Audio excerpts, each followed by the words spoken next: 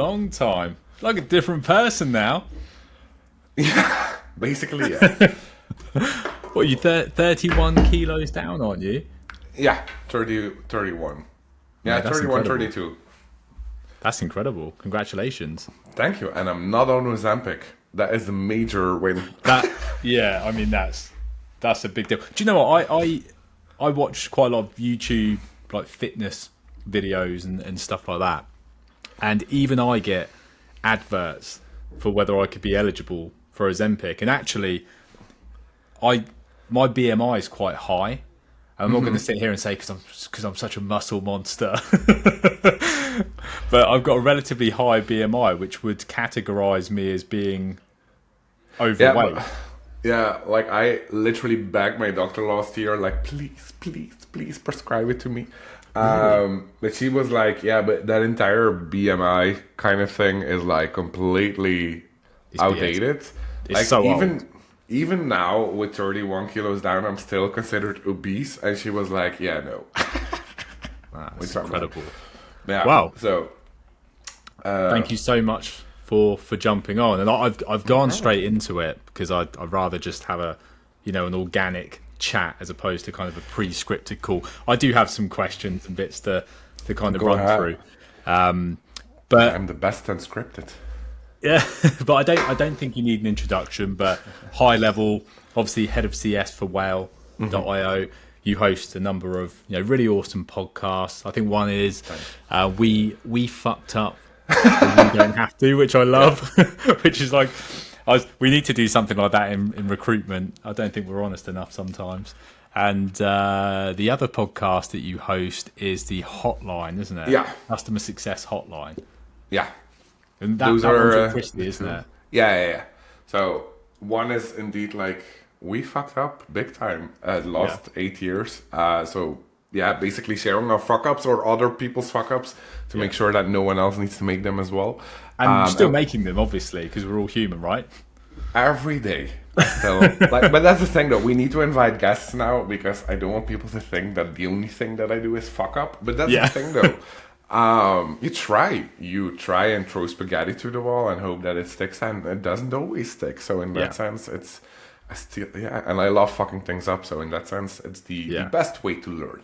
Yeah. Agreed. And I think, not to go off piste, but sometimes we're always like seeking perfection, and obviously LinkedIn is the poster, like social media in general is like the poster child for perfection, because everyone seems to put like this is how you do this is how I nailed this is what great looks like. And sometimes what you don't see is the kind of journey, and it's a bit like if you think about the whole weight loss thing, if you just showed picture A to picture F, and you miss all that in between, you're down 30 plus kilos, and a lot of people would, like you said at the start, probably use Ozempic, but actually you did the Camino de Santiago in between that, which I'm assuming was kind of one of the motivators to get fit.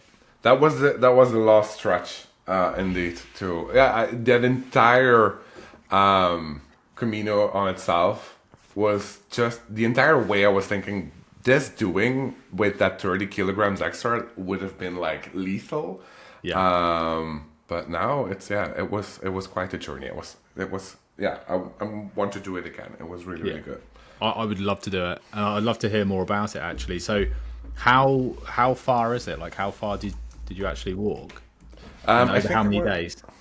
Well, it's hanging right in front of me. So I walked 659 kilometers Jesus, officially. Okay. Wow. Okay. So that was quite a journey, but it was a good one. Were you fueled by pinchos, and especially when you got to kind of the San Sebastian side? Yeah. But that's the thing, though. Like, you have a couple of big cities, but other than that, in between, you have only those small cities. And that's the thing, though, when you're walking or hiking. Like, I hate the Spanish culture. Well, no, I love the Spanish culture. I do hate the Spanish eating culture, and especially the hours.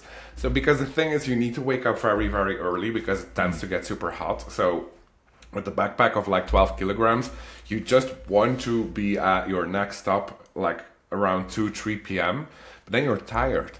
So you don't want to wait until 8-9 p.m. to eat. Yeah, because that's when everyone goes out, food. right? Yeah. And I'm like, no, that is bedtime. I need to wake up again at 5 a.m. So please get me some food that is earlier than 9 p.m. But other than that, I love Spanish. But for the life of me, I can't figure out why they want to eat at 9 p.m. Yeah, I love Spain, actually. And I spend a lot of time there. And it is such, even for me, I'm not, I get in bed by 9:30 every night, because I get up really early, so I'd rather be in bed early, up early. That's I think it's just as we get older, right? Our bodies just can't take it anymore, because it used to be you go to bed late and get up early and you'd be absolutely fine. But no.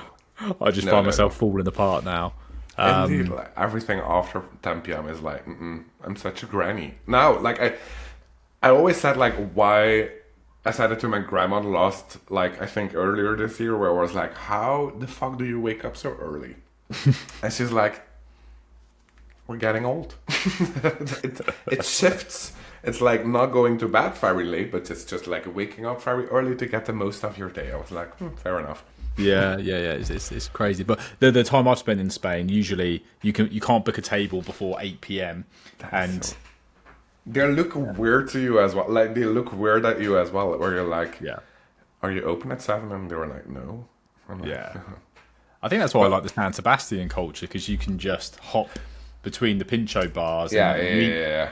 I think it's almost blasphemy to just eat pinchos, right? Really, pinchos, couple of drinks, then you go to the next one, and then you go somewhere for dinner. For proper food, Yeah, but me and my wife, we went to about 15 different pincho bars in about 4 hours. That is amazing. Yeah. Well, but we can learn something from the Spanish. I think they are like they have life figured out. It's like agreed, very calm. They're not like stressing about nothing. It's like that is what I've loved over that entire Camino, where I was like, people here are so chill. Like, of course you want to eat at 10 p.m. because no one is bothering you. And I was like, that is a lifestyle I can get used to, but not when I'm hiking. And even their kids, like they've got their kids out really late. Yeah. For someone from the UK, you're kind of like, that feels irresponsible. But their kid is sat there, they're not on a tablet. They're eating fresh, incredible food. They're not kind of all chicken nuggets and chips like most of the British children. Oh, sorry if you feed your kids chicken nuggets and chips, but it's child abuse. So true. There's so much good food in Spain. It's incredible. Yeah, I could talk about it for hours. But you got married 2 months ago as well. So yes, you're probably not going to be in CS for much longer, because you're going to be part of the housewives of 100%. Like, I'm leveling up my housewife status, and that's a fun thing though, because I got married and then 2 weeks after that I left for the Camino, leaving him behind for another 4 weeks, and I was like, if this is married life, I'm all here for it. If that is the secret for a healthy marriage, let's do this. But I'm leveling up. I locked it down. The moment that a signature was under that certificate, I was like, I am rich. And now just waiting for him. No, not. I was going to say the joke, like, now waiting for him to die, but no, I want to have a long. Jesus Christ! I need to catch that coin. No. Just get good life insurance and leave your bag at the top of the stairs, I was like, this house is now mine. Amazing. Good. Well, I would love to... It's one main topic, actually, that I'd love to talk to you about. And you put a post out a couple of weeks back. It's probably more about a month back. And your post was around your hiring journey. So you were looking to recruit at Whale, and it was really candid, actually. And I think you were probably saying what a lot of hiring managers are thinking, but what they don't want to do at risk of reputation is put something out there that might come back negatively. But I think there was a lot of truth in your post, but also a lot of, look, if you actually read between the lines, I'm kind of giving you a bit of a cheat sheet here of what to do and what not to do. Yeah. And we probably have a similar style. I'm obviously, I really want to help people, but at the same time, sometimes you have to give them a bit of tough love and just be very open and honest about, if you do this, this is why it doesn't actually look bad. And I even put something out yesterday where I just said, not everybody deserves a response. And it's true, because I mean, some of the messages I get where they'll be quite snarky and direct, to be like, well, I expected a response by now. And it's like, you've sent your CV through for a role that specifies and we're very clear, you have to be in the UK. We then have layering of questions on LinkedIn to then, if you're not in the UK, you get an automatic rejection. So you still get some form of response. But to then receive a message from someone who is over 1,000 miles away from the UK that hasn't written on their CV anywhere or explained, I've worked in the UK, I have right to work in the UK, I'm back in the UK on this date. It was just, there's nothing that links you to it. And then there's 400 other people applying. It's like, Jesus Christ, where do we start? So talk me through your experience recently. Well, the thing is, like, people were really coming for me. Like, I didn't expect that. Like, I do get like that. Like, let me start by saying I do get it. The hiring market, like, on both ends is fucked. Like, I don't know how, I don't know who. Like, it is fucked. I do get it. But what surprises me the most is that, indeed, like you said, like, people are feeling entitled to expect something, where I'm like, I made 100% clear, because I did hire at the end of last year as well, and then I was already overwhelmed. So I was like, okay, let me be like bluntly clear and abundantly clear what I need and how to get it. So I really started the job post as well by saying like, hey, this is what I expect and this is what I don't need. And that was literally on top of that post where I literally said like, hey, only via email, only if you're located in the US, only if you have 1 to 2 years experience of CS. The amount, but literally the amount of resumes of people that weren't located in the US was 60%, where I was like, okay, fuck this shit. Yeah. And also, no LinkedIn DMs. My DMs were flooded, where I'm like, I don't know which influencer on LinkedIn is telling all of this shit that you still need to apply for things that the hiring manager is not looking for, just to up your chances to get a first interview. Yeah, be visible. Just put your CV into the mix, just so they can see you. It's like who is saying this to applicants, because it isn't the way to go. Like, yeah. I do get that hiring managers need to be more clear on what they need and what they 100%. Don't need, because I do get that now, especially in AI, some recruiters, and it's the most fun game that I love to play as well myself, is to just go on LinkedIn and see what job opportunities there are for CS, and then send a DM to the hiring manager saying like, hey, this is not CS, or like, this is not how you want to formulate it. Because with ChatGPT, it's like, okay, pump out a job opportunity, and it's always also the customer. Always also a lot of fluff. Trusted advisor. We would, it's not what we need, it's always what we expect. It would be lovely if you have 2 years of experience. Preferably you would have this, preferably you would have that. That allows the gates to be open, to be like, okay, I don't really have it, but I can try. Yeah. So from a hiring management perspective, we need to be like, these are non-negotiables. Please, and have more harsh language, like if it's not, we're not going to answer you. And I tried that in my job post, and still people didn't read like anything, where I'm like, okay, but now I am entitled to say about my experience that people are just not reading anything. People like, how can you expect me to answer everyone if your application is, I even got a resignation letter where it was like, yeah. Or when people approach me by the wrong name or the wrong company or the wrong job role, where I'm like, why can't I speak about it?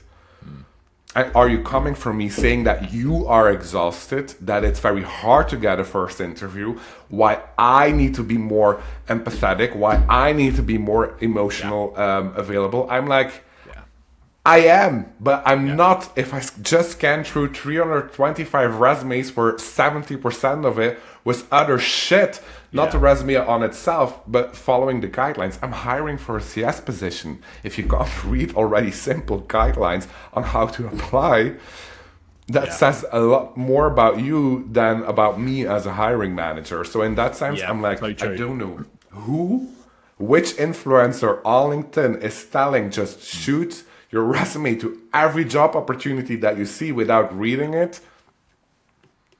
Stop following that influencer. I think we need to find them and call them out, don't we? But you said something really interesting. So when I spoke at the customer conference in January, which is mental when I think back, it's that long ago, I talked about this whole concept of vague equals vague.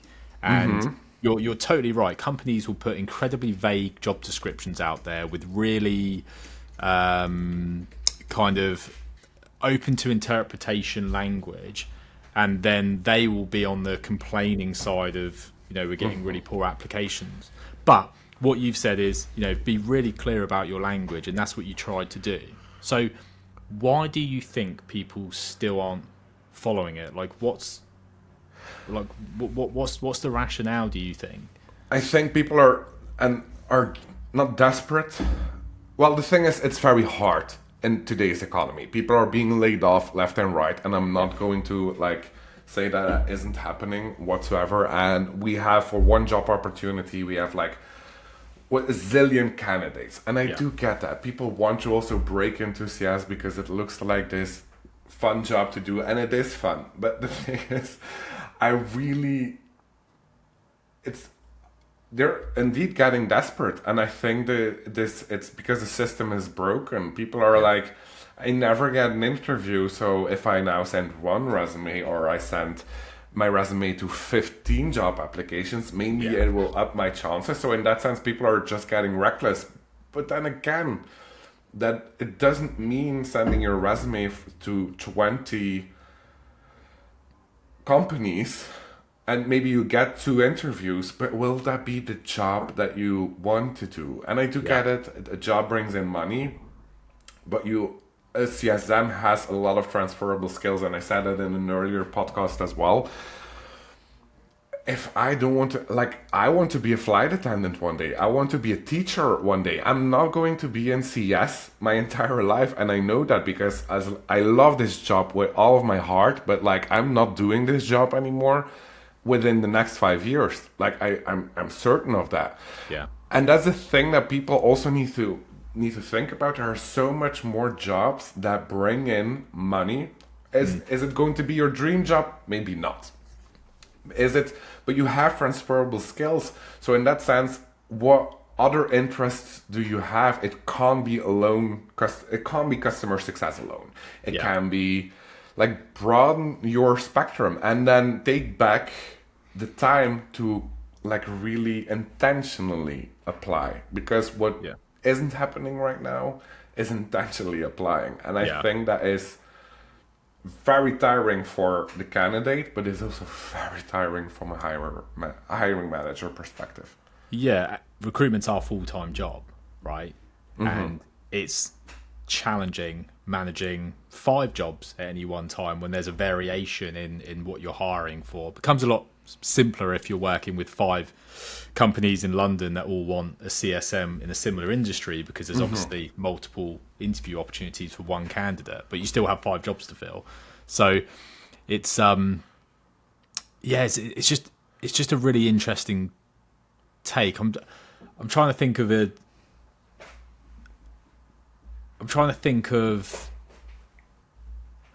a quick solution for candidates who are in that position of applying for lots of roles. You mentioned diversifying.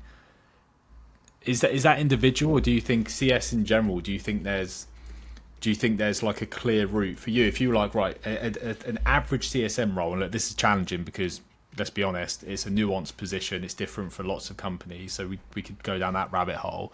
But if you just think about CS as a general skill set, where do you see the path of least resistance for them to move into? Even if you look at other SaaS companies, and the secondary part to that is, do you then risk pushing them into doing what would piss you off as a hiring manager, and that's be like, I'm in CS, but I've seen you've got an account management position. I'd love to. Do you see what I mean? Yeah. I don't, honestly, I never thought about that like that.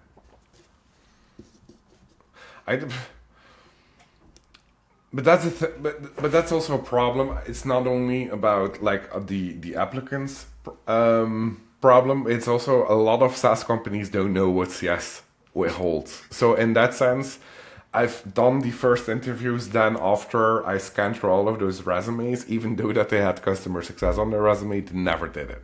So I can't blame them because it comes from the experience from the companies that they worked for. I do get we need to have a lot more education as well on the SaaS or the company side or the hiring manager side of people truly need to understand what CS is. You can't blame a candidate for doing an account executive or account management role that it's basically CS. We can't blame someone who has the title CS that was more of a sales job. So in that sense, it's a very, very thin line that we as hiring managers also need to be aware of, that we can't just slap a job title on a job opportunity. We need to really also intentionally understand what we're hiring for. Like nowadays, titles are such a buzzword. Yeah. Like also, I can give you all of the job opportunities that it's like textbook CS, but when they're actually doing the job, it's like nothing like CS. So in that sense, we can't blame applicants as well. It's a very thin line. So when you're looking at a resume, so trying to, I guess, help those who are building CVs and applying, what are the key things for you that you would look at to entice you to give them a call, basically? Yeah. Basically the cover letter. Like I really want That's controversial because a lot of people are like, don't put a covering letter together, but you've obviously specified do a covering letter. That's the thing though, if you're applying, because that was the thing, I needed to apply via email. So I want to see how they carry themselves into an email. When you receive an email or a DM for that matter, or like you always get the opportunity to write something, right? Yeah. Like I rarely open the resume first, especially if it's via email, because that's the thing I want to understand, or I want to really understand that there is a person behind the piece of paper. And I can clearly spot it from like the email or the cover letter. Like most of the time the cover letter is the email, and how they carry themselves. Like, is there somewhat of personality in there? Because that's the thing though. Writing an email isn't that hard if you rely on your personality, and that is the authenticity, and that is something that I want to see. So even though that people didn't really had CS listed in their resume, in the cover letter, they captivate me by saying like, hey, I'm going to be straight up honest. On my resume, you will not find a CS title role, but I assure you that I've did it by doing X, Y, and Z.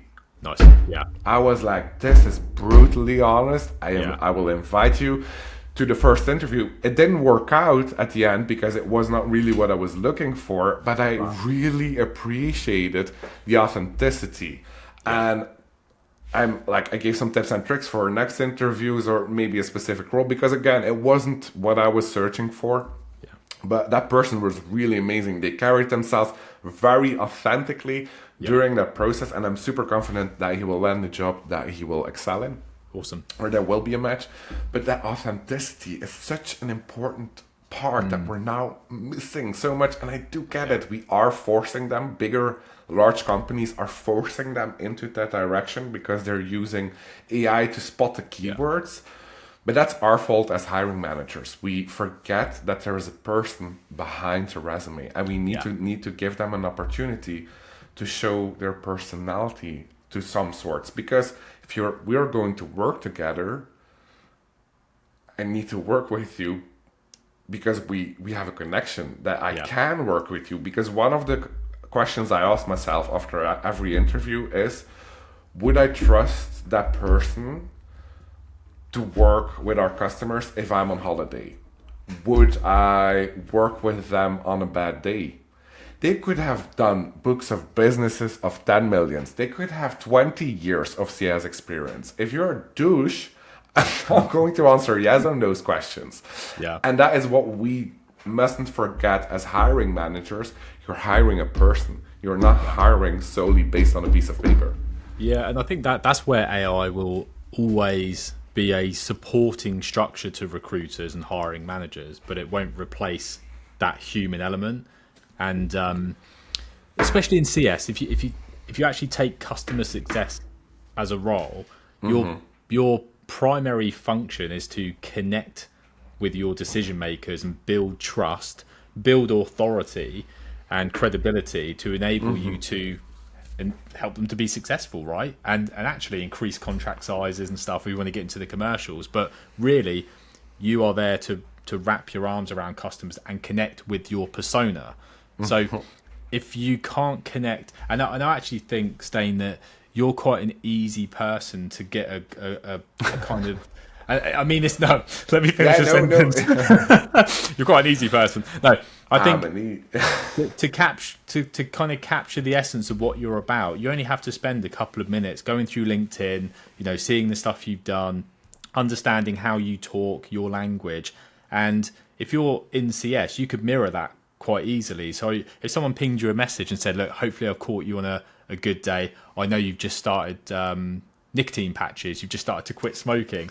Someone made a bit of a joke about it, or just reference some of the stuff you've done personally. I saw you did the Camino, etc., and opened with that. Like, I love that. Actually, I did something very similar, but the reason I'm getting in touch is I've attached my resume and covering letter. There you go. And all of a sudden, it's like, this person, this is a human to human person. There you go. It only takes 2 minutes. Yeah. It literally only takes 2 minutes. Also, whenever you are done in that first interview, I ask the ancient old question. I'm not a fan of it, but nowadays I still just need to ask it. I'm like, why whale? Why a star from Belgium? Yeah.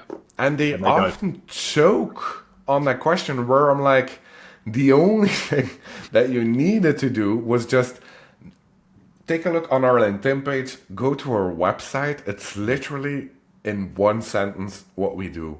Yeah. Only 25% of the people took, you also have the opportunity to take a free trial. Yeah, I don't expect a free trial part. It's a nice bonus, but that means that you are intentionally involved into this job. People were like, yeah, why whale? It's a cool tool. It has the opportunity to let me work remote. And I'm like, yeah. We are in customer success. Customer success means, like you mentioned, we need to work with people. You will work with a customer success team. It's a really good opportunity, the why, to say, I had a look at you guys. I ran a quick demo. It's like tick, tick, you're getting excited. There you and go. One thing I recognize is that the customers that you work with are very similar to the business where I'm at the moment. But what we're not able to do, you mentioned in your role, it's quite commercial. We have a separate team for that, but I actually love getting involved in the commercial element, or I love getting involved in the more technical training side, whatever your role specifies, if they could elaborate on that. But it still talks about them, but it talks about you at the same time, and it shows 100%. That they've understood, I understand that you've just got X funding, you've done this. We went through that funding round a couple of years ago. I know how challenging it is, and I'm sure, Stijn, as a leader, you're spinning multiple plates, and you could use someone that understands your persona to come in and just take some of that weight off of you. Well, the book of business I managed was probably a little bit more than where you guys are at, but I guess we'll get there. It is, if you hear that there stuff, you go. Yeah, then you know you have a good one. Yeah. So it's that kind of early stage proactiveness, and even like you said, when someone applies for a job, before the interview starts, they're already interviewing, aren't they? Because you're assessing them from day dot. Like, it's as simple as just having my name right. It's literally, I have client resumes because they had maybe the best experience they had, over 10 years of experience. They mentioned like the tools that we use at Will as well. Yeah. But simply having my name wrong is indeed, you're not applying intentionally. You Yeah. literally didn't took 2 seconds Yeah. to double check. And What did it's you- not a spelling correction, it's literally an entire wrong name where I'm like, What did you get? What came through? like it was Matthew, it was Tyler, it was John. I was like, this is like not even remotely close to not anyone working with his name at Will. Would it be the founder's name? I would maybe have let it slide, but a complete different name. I was like, even with the best experience, we're not going to do this. Yeah. Yeah. So we kind of talked about the spray and pray, I guess, culture that we're in at the moment. What would you say to someone thinking about applying at the moment, if there was kind of like a, you know, golden rule, a framework? Like where should they start?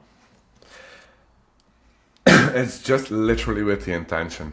Like it takes 5 minutes to scan.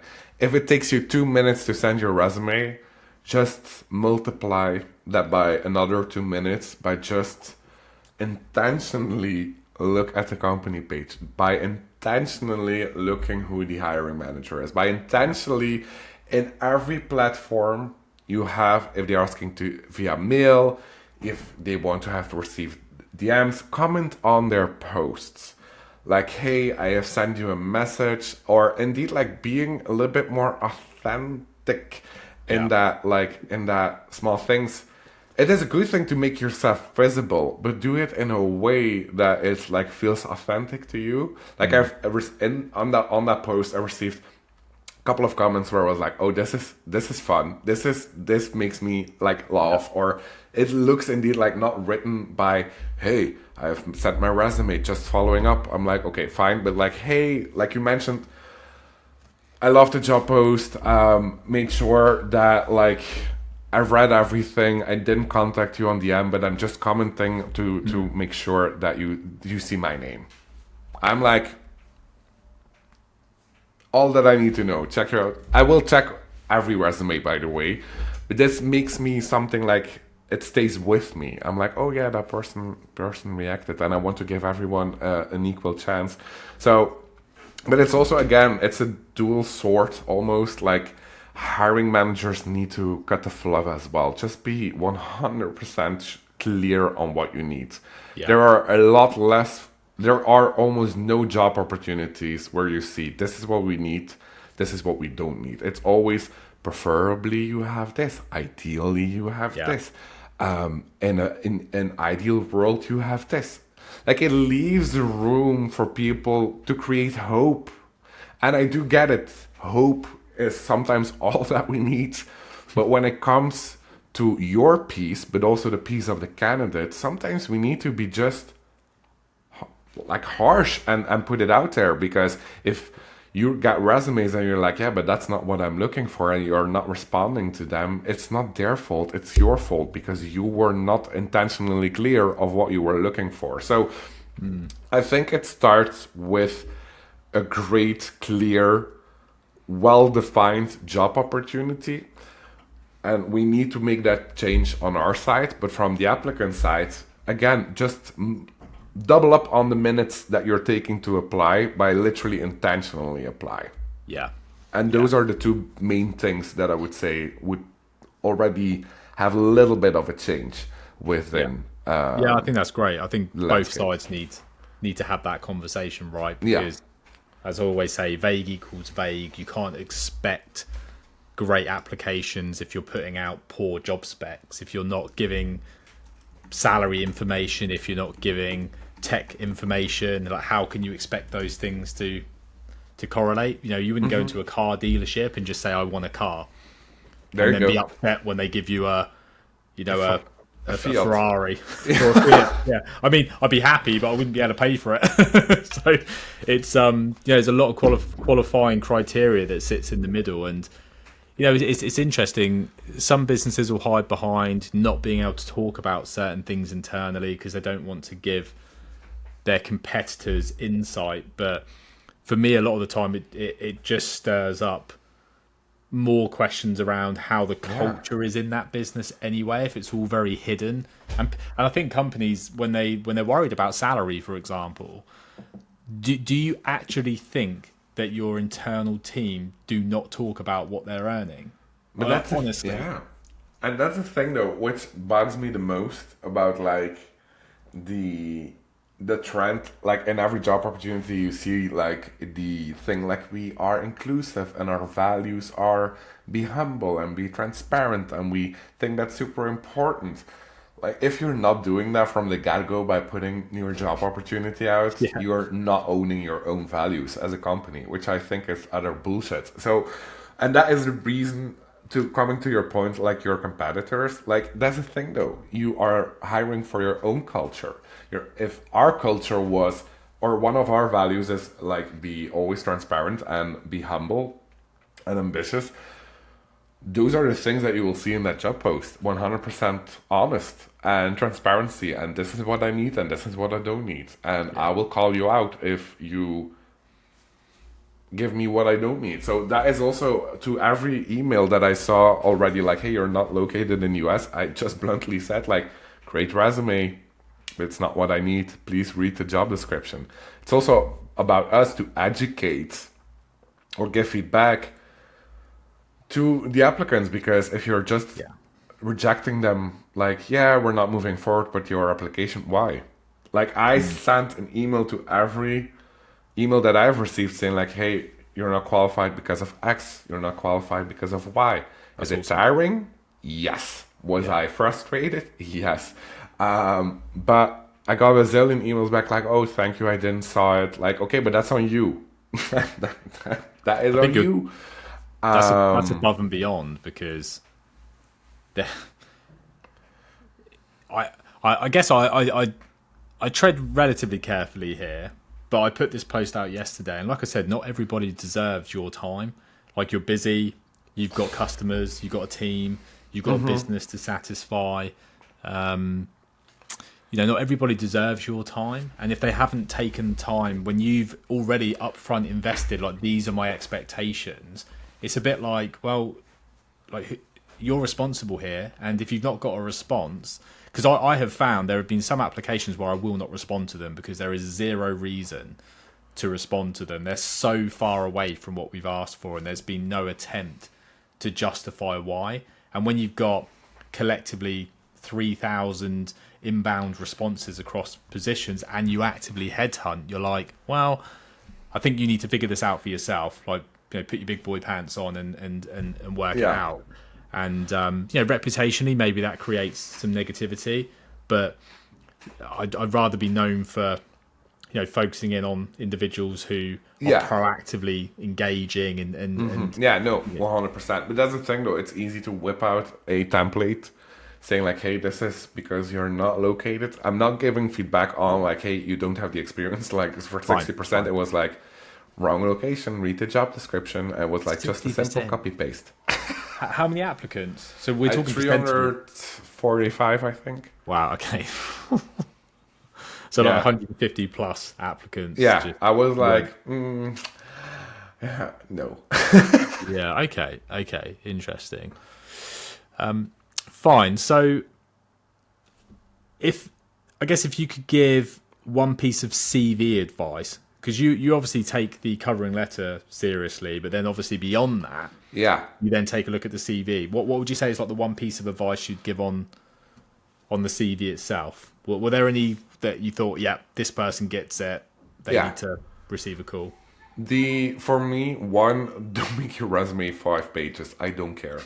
Also, the second piece, but that's also personally, but like I honestly don't care if you have a book of business of 100 mil or 10 mil. Like, for me, customer success is more than being a lone wolf. You need to, like, we are literally sometimes central in a business. We need to work with dev, we need to work with marketing, we need to work with sales, we need to work with operations.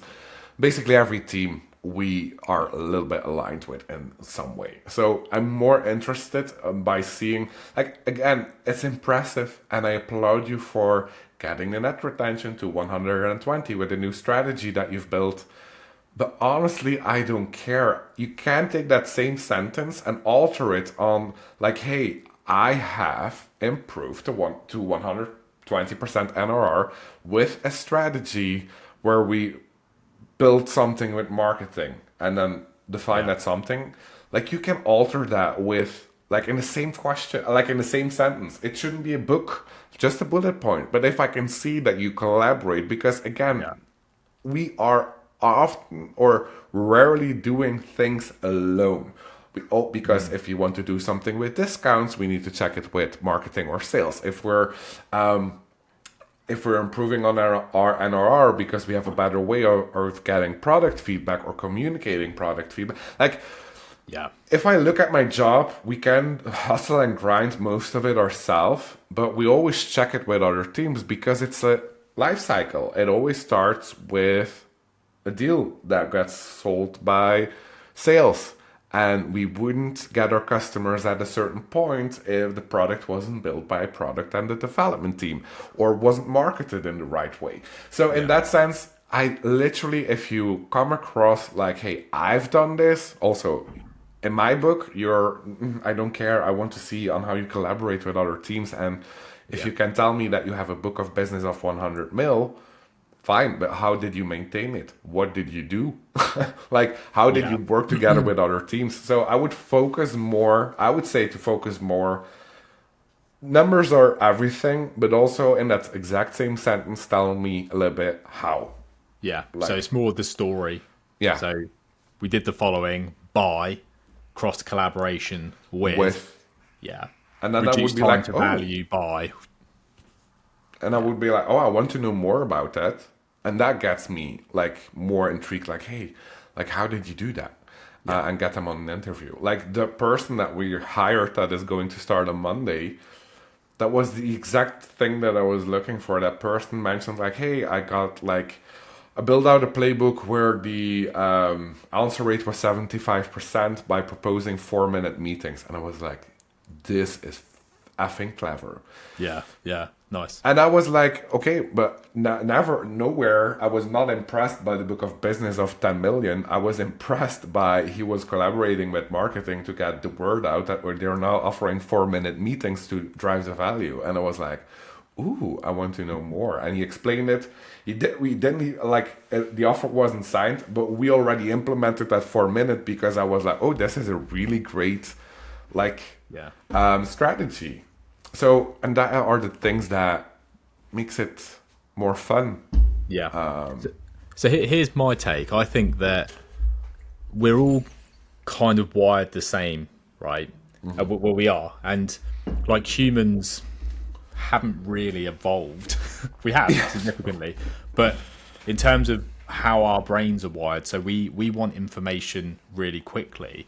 And the reason social media is so successful, you know, TikTok reels and anything like that, is because it's that immediate like satisfaction of getting what you want. So, you know, a little clip of a viral food video or someone talking about here's 3 ways to increase your wealth in the next 2 weeks. You know, all that Yeah, type of yeah, stuff. We're like zoned in. And I think what's happened is, by product of that, even the way we consume information when it comes to CVs, covering letters, applications, if the information isn't there quickly for you to get that kind of spike of interest, you quickly move on to the next one. So word heavy CVs that are very I did the following, but there's no outcome, there's no story, and there's no numbers, lose interest. So if I had one piece of advice, if I could kind of summarize it, if you've worked in customer success, then you most likely, unless you're not really in CS, you've most likely worked for a SaaS company, right? And take a look at most SaaS businesses online. So look at their website, and what you will get is you'll get lots of like punchy information, testimonials, insights into pricing, success stories, etc., etc. And you'll click demo. You know, it'll give you enough where you go, do you know what? I want to find out I more want here. to try it. Yeah. And I think candidates, having worked in that space, should think of their CV and their profile as a SaaS company's website, where you're giving enough information where, that's interesting. I want to find out more, but you're not giving too much to enable the reader to then make a sometimes false assumption about what you're about. So, trying to get every piece of information in your CV. So hopefully, if I apply to enough roles, it's going to tick some boxes. You throw enough spaghetti, it's going to stick. You throw enough shit, basically. But also, everyone can lie about their numbers. Like, I have no way of verifying if you get your NRR to 120%. That's the thing. I want to know how you did it. Like you mentioned, we are good at storytelling. We should be able to do that in one sentence. Like, that's the thing. Nowadays, everyone puts number on their resume, which I do appreciate. But like you said, how? Who? Why? And those are indeed the things that keeps us interested. Like, I literally couldn't care less if it was an extra zero on that number, because you could be a shit CSM with a book of business with 100 mil. Yeah. I'd say that's probably something we spend our life doing as recruiters as well. So we will take a candidate's profile and we then help them craft the story. But instead of putting it in the CV, we're almost building a covering letter as to why we're submitting someone. And if you gave me 5 things that you want to see, I'll tell you the story around those 5 things that are relevant to that candidate. And I think that's where, not to pitch ABR, but that's where recruitment value sits, right? Instead of having 400 applications, having to go back to 60% of them, 40% of them, and you just get the profiles in your inbox. Yeah. And it kind of eliminates that time of that wasted time. And I think CS is under the spotlight at the moment still, because there's a lot of redundancies. There's still a lot of questions around what I still think. I just think there's this weird. We're still in that weird kind of like, do we need customer success phase with a lot of companies? And I just can't. I don't know whose fault that is. Is it just a product of like money's being expensive and investment's not really being there? Is it leadership's fault because they're not defining what CS value is? Is it because influencers are talking about the same shit, like how to run a QBR? It's basically like founders are often coming from a sales background or from a product/development background. It's a tale as old as time. I rarely see companies where the backgrounds are coming from like a revenue officer or customer officer, or of people that were in customer success or marketing, for that matter. I think there is a shift going on, but those new SaaS companies, I do see that they're hiring customer success much quicker, because we as customer success have also a little bit more of the stages on, let's say, a SaaSter or a SaaSist or those more like SaaS conventions. CS has become more and more, or has more and more the space to tell why we're so important. So at new SaaS companies, you will see that people are investing a little bit more, or much more than, let's say, SaaS companies of 3 years ago. So there is a shift coming, but the traditional SaaS is like those founders. Give me one founder who worked in CS or comes from like more like not only a sales background, but more like a general revenue stream like background. They will understand it. But like people with just a sales or a product background, they often don't get it. I struggle to name actually one founder we work with that worked in customer success. I need to go away and think about that, because that's quite interesting. Give me one. One. I can't off the top of my head, but I can give you 10 sales leaders that moved into CEO positions. There you go. We're working with 2 of them right now, actually. That's interesting. They don't get CS. They need to, but that's the thing. They need to see the value that we are also getting in that revenue stream, that we are responsible for expansion and upsell. But it's a tale as old as time. And it's maybe not for my career anymore, but I do get that new businesses do see the value. Yeah. So in that sense, but so I guess to kind of come to a close, if you could rewind to the beginning of your career, what's the one piece of advice you'd give yourself that you think would have hyper accelerated where you are today? Not to say you haven't done well, right? I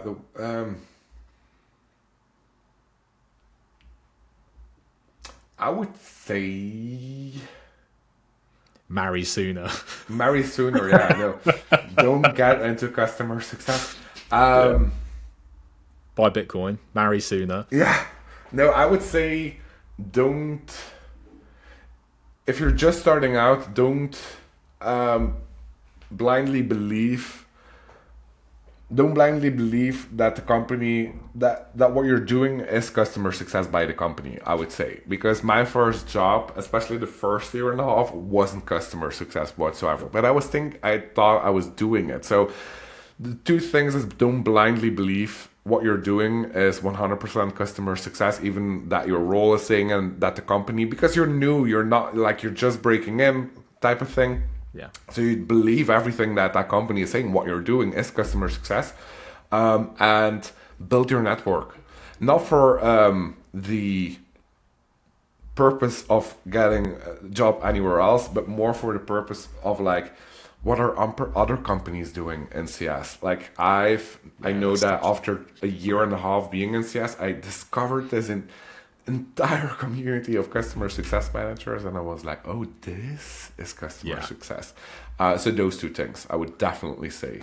The networking is incredible, and I think that's a really, really good point, because even as a recruiter, like our fastest learnings have been from going to events and then understanding that, wow, it's like you said earlier, you're looking after a 10 million book, you're looking after 500,000, but you're both experiencing very similar challenges. Yeah. And there's like a unifying pain sometimes, but also there are individuals who are further ahead than you, who have gone through what you're going through. So it's just surrounding yourself with people before and after where you are, and you kind of build a collective view of what CS is then, because actually I think it is slightly different in certain organizations. 100%. And it has to be, right? Because products are different. Some products are really technical, and some products are really simple plug and play. Some products are B2C led, B2B led. So it's never going to be exactly the same as sales and marketing. There are different frameworks for each business, but the unifying fundamentals of CS are there. 100%. It's just how you fill it in yourself. So in that sense, like, awesome. Don't believe everything you see. yeah. I think that's a good place to wrap up. And I'd say, the key takeaway for me, if I was to say, look, had a great conversation with Stijn, and actually there is a unifying message between candidates and clients to just be a lot more prescriptive around expectations if you're a client, and then actually what your intentions are, what you can bring as a candidate. And there should be, certainly from a candidate's perspective, there should be a lot more personalization, a lot more intent, a lot more time put into the application process. And we're not talking hours, we're talking 5 minutes extra. 100%. And clients just need to be crystal clear about what they want, and their language needs to have more direct intention, and it's not being cruel, it's being clear. Honest. If you do not have the following, then we're not moving forward. I think that's I think that's fair. What did I miss? Nothing. The change starts with us. Yeah, agreed. Amazing. Wow. Great. I'm going to keep following your quirky posts online. When's the next podcast coming out? We did it last week, but we have some technical issues, so we need to re-record it. So technically, in 2 weeks, our new episodes are going to drop. Well, please follow Stijn, like and subscribe, and all that good stuff. And we'll see you again at the next one. Awesome! Thank you so much.